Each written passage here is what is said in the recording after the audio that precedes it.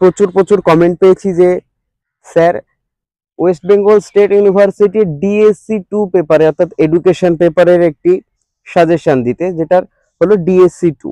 এর আগে জিই পেপারের সাজেশন আমি দিয়েছি। তো আজকের ভিডিওটি তোমাদের ওয়েস্ট বেঙ্গল স্টেট ইউনিভার্সিটির 6 সেমিস্টারের সাজেশন, এডুকেশন বা শিক্ষা বিজ্ঞানের সাজেশন 2025-এর ডিএসই 2 পেপারের। এখানে বলে রাখি, যারা সাপ্লিমেন্টারি পরীক্ষা দিচ্ছ বা ফ্রেশার্সের পরীক্ষা দিচ্ছ, উভয় কিন্তু কার্যকরী হবে এই ভিডিওটি। যারা নতুন পরীক্ষা দিচ্ছ তারা খুব ভালো করে এই সাজেশনটি পড়ে যাবে। এই সাজেশনটি তোমাদের কোড নাম্বার দেওয়া আছে, দেখো এখানে EDCG DSE 040 এডুকেশন DSE 2 লেখা আছে, দেখো guidance and counselling in education. এই পেপার কোডেই কিন্তু তোমাদের সিলেবাসটি আছে, সেই সিলেবাসের সাজেশন কিন্তু আজকে দিচ্ছি। তোমাদের এখানে বলে রাখি, প্রত্যেক ভিডিওর ন্যায় এই ভিডিওতে কিন্তু বাংলা এবং ইংরেজি প্রশ্ন একই সাথেই রেখেছি। এর আগের ভিডিওতে এরকম প্রশ্ন থাকতো না যে বাংলা প্রশ্ন আমি পাচ্ছি কিন্তু ইংরেজি প্রশ্ন পাচ্ছি না। সেই সমস্যা দূর করার জন্য কিন্তু তোমাদের এই বাংলা এবং ইংলিশ প্রশ্ন একই সাথে করে দিচ্ছি যাতে তোমাদের সুবিধা হয়। তো প্রথমেই রেখেছি রচনাধর্মী প্রশ্ন বা ব্যাখ্যাধর্মী প্রশ্নাবলী, যার মান হচ্ছে 10। এখানে 3টি প্রশ্ন দেয়, তোমরা জানো 2টি লিখতে হয়। আমরা চেষ্টা করব এখানে তিনটি প্রশ্ন কমন পাওয়ার। আবার এখানে বলে রাখি, এখানে দেখবে রচনাধর্মী প্রশ্নের মধ্যে অনেকগুলি ব্রেক কোশ্চেন থাকে। এই ব্রেক প্রশ্নগুলি কিন্তু তোমাদের টিকা যেখানে থাকবে সেই টিকার মধ্যেও চলে আসতে পারে, সেদিকটা তোমাদের খুব ভালো করে খেয়াল রাখতে হবে। প্রথম প্রশ্ন তোমাদের সামনে, সঙ্গতি বিধানের অর্থ কি? উত্তম সঙ্গতি বিধানের লক্ষণগুলি কি কি? সঙ্গতি বিধানের প্রয়োজনীয়তা আলোচনা করো। এর অথবার প্রশ্নটি দেখে নাও। সঙ্গতি বিধানের সংজ্ঞা দাও। উত্তম সঙ্গতি বিধানের শর্ত আলোচনা করো। উপদেশ ও নির্দেশনার মধ্যে পার্থক্য। এই যেমন একটি প্রশ্ন, সঙ্গতি বিধানের সংজ্ঞা দাও, এই প্রশ্নটি তোমাদের টিকাতে দিতে পারে। আবার আছে দেখো, উত্তম সঙ্গতি বিধানের শর্তগুলি আলোচনা করো, এটাও টিকাতে দিতে পারে। অথবা ব্রেক কোশ্চেনে আছে উপদেশ ও নির্দেশনার মধ্যে পার্থক্য লেখো, এটাও কিন্তু দিতে পারে টিকাতে। এরকম করেই কিন্তু টিকা থাকে। আবার টিকার প্রশ্নগুলো জুড়ে এই বড় প্রশ্ন তৈরি করে থাকে অনেক সময়। 2 নম্বর প্রশ্ন তোমাদের সামনে, নির্দেশনার ধারণা ও পরিধি আলোচনা করো।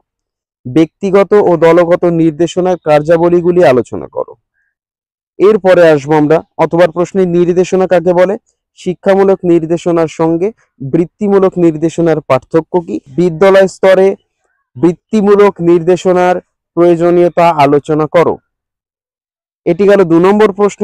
এরপর আসছে আমরা 3 নম্বর প্রশ্নে, পরামর্শ দান কাকে বলে? নির্দেশনা ও পরামর্শ দানের মধ্যে পার্থক্য কি? শিক্ষাক্ষেত্রে পরামর্শ দানের গুরুত্ব উল্লেখ করো। দেখবে অনেক কোশ্চেন রিপিট হচ্ছে, তার মানে হচ্ছে তোমার সাজেশন থেকে অনেক কোশ্চেন কমে গেল, এদিকটাও তোমরা খেয়াল করবে। পরের প্রশ্ন আছে দেখো, অথবাতে পরামর্শ দানের সংজ্ঞা দাও বা পরামর্শ দান কাকে বলে। এই প্রশ্নটা দেখেছো, সেম প্রশ্ন। এরপরে আছে পরামর্শ দানের উদ্দেশ্য উল্লেখ করো। পরামর্শ দানের প্রকার ভেদ আলোচনা করো। এবং শেষ প্রশ্ন, অপসঙ্গতি বলতে কি বোঝো?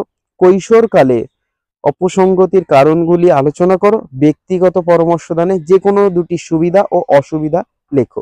তাহলে এতদূর অবধি তোমাদের রচনাধর্মী প্রশ্ন গেল বা ব্যাখ্যাধর্মী প্রশ্ন। এবার সংক্ষিপ্ত টিকা, সংক্ষিপ্ত প্রশ্নাবলী, যেটাকে আমরা টিকা বলছি, এর মান হচ্ছে 5 করে। এখানে তোমাদেরকে লিখতে হবে,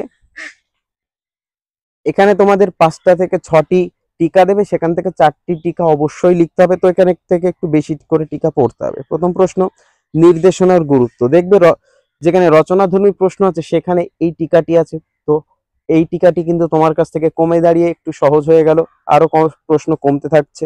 এরপরে আরো অনেক প্রশ্ন আছে যেগুলো রিপিট হবে, সেগুলো তোমরা খেয়াল করবে।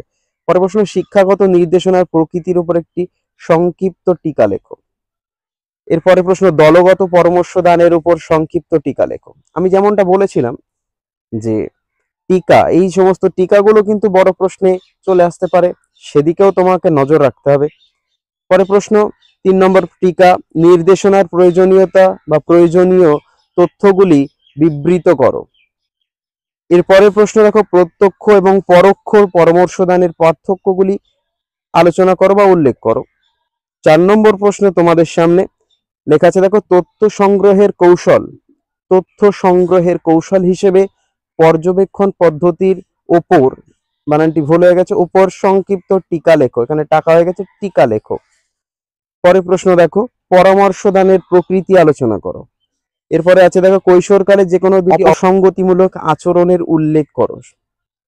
এবং শেষ প্রশ্ন তোমাদের সামনে, অপসঙ্গতিমূলক আচরণের প্রধান কারণগুলি লেখো বা উল্লেখ করো এবং শিক্ষামূলক নির্দেশনার উদ্দেশ্যগুলি লেখো বা আলোচনা করো। আশা করবো এই ভিডিওটি তোমাদের অনেক উপকারে আসবে। অবশ্যই ভিডিওটি ভালো লেগে থাকলে কমেন্ট করে জানিও, একটি করে লাইক করে দিও এবং বন্ধুদের মধ্যে শেয়ার করে দিয়ে যদি তুমি চ্যানেলে নতুন হয়ে থাকো অবশ্যই চ্যানেলটিকে সাবস্ক্রাইব করে রেখো। তো সবাইকে ধন্যবাদ, দেখা হচ্ছে পরবর্তী ভিডিওতে। পরীক্ষা কিন্তু আর হাতে গোনা কয়েকটি দিন, প্রস্তুতি শুরু করে দাও। দেখা হচ্ছে পরবর্তী ভিডিওতে।